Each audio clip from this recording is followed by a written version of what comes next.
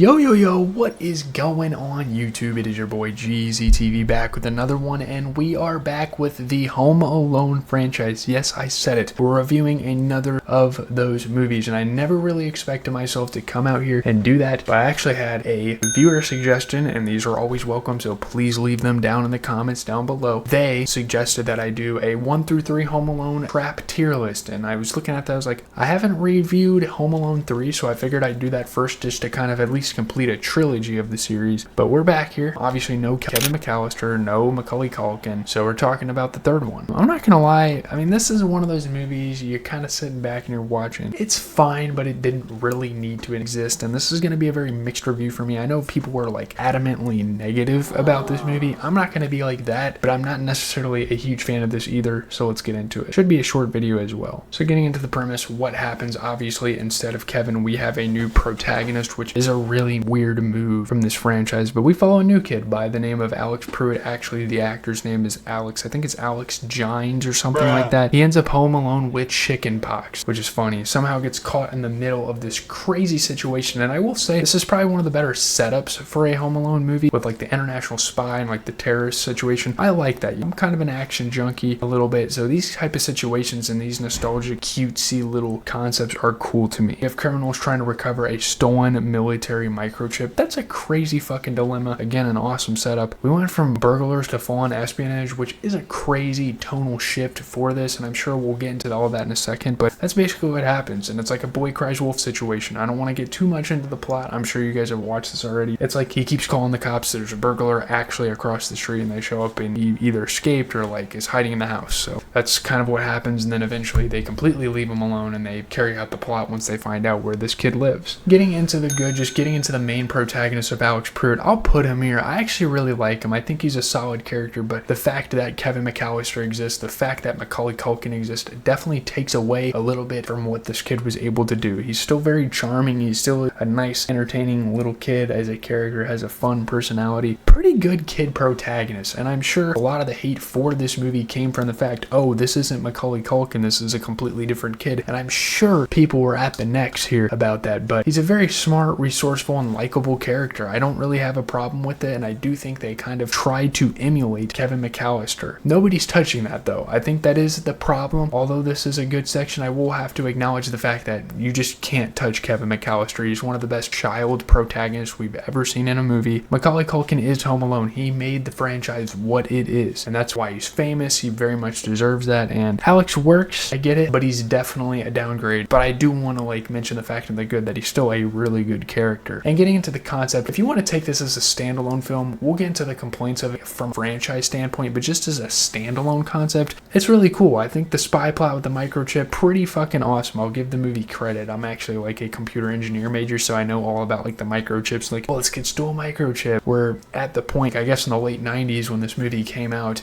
that these microchips, like these defense weapons, and people are starting to automate shit. So that's pretty cool. There's a lot of stakes. There's like more danger for the character, which I think is cool for a change. I do like how this movie tries to distinguish itself and have like a different kind of story. But if this was not called Home Alone, I think this might be way better. I know that's kind of stupid, like something as stupid as a title. Well, if you change the title, I would like the movie better. That sounds a little foolish, but that's just how I kind of look at it. And getting into the traps, because this is important. Obviously, we'll have a tier list coming up. I did find some tier lists on Tier Maker that cover 1 and 2, and I'll probably just add the third one because the others include literally all like 6 or 7 movies in there, and I don't want to go through those, differentiate them, but I like the traps as like more high-tech, creative, and brutal. This movie kind of made a name for itself. The fact that the traps are more brutal. There's like electrocution, people getting hit with heavy objects in the head, people getting launched off floors, falling off the top of the house. They're pretty fucking brutal. In real life, if you got hit with most of these traps, you would probably die. I mean, it's entertaining, like it's kind of funny. There's somewhat of a physical comedy, although some of the sound effects and some of the acting is a little over the top in this one, but also it's kind of crazy that the people are still alive. Honestly, that's probably where the good ends, because there's a lot to say in the bad. I honestly don't think this is going to be a very long video. I mean, yeah, this is like an hour 45 long movie, and there's certainly a story to it, and there's actually kind of like a build up to get to the actual concept that is Home Alone, where the robbers are coming in, but I just don't have much to say. I don't really care for this as much. Getting into the bad, I just think there's a lot of downgrades. Overall, as a movie, this is a downgrade, and that will reflect on the review, but just starting with the villains, I think that's the biggest downgrade. I think this is where the movie really falls off. We go from Harry and Marv, who are actually like iconic, differentiable, distinguishable, unique characters that you actually like and you notice as not just some like side pieces, not as just some extras in the movie, but you go from them to like 4 random spy criminals nobody gives a shit about. I don't even remember these motherfuckers' names. I guess there was Alice, and then like the 3 guys had some stupid ass names. I only remember the girl's name because she's kind of hot.